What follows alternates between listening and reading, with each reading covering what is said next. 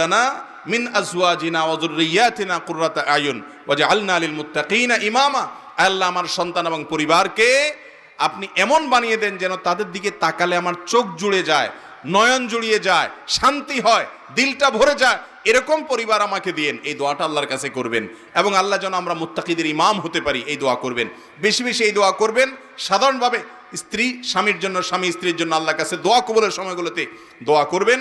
এর মাধ্যমে ইনশাআল্লাহ দাম্পত্য জীবনে শান্তি আসবে।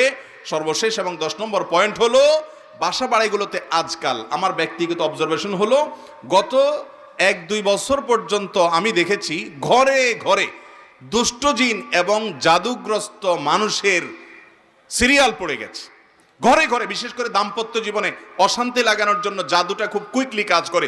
জাদু সম্পর্কে কোরআনে কারিমে আল্লাহ তাআলা যে কয়টা আয়াত নাজিল করেছেন, হারুত মারুতের, বাবিলের যে ঘটনা আল্লাহ উল্লেখ করেছেন, সেগুলোর মধ্যে মূল বিষয় যে কয়েকটা তার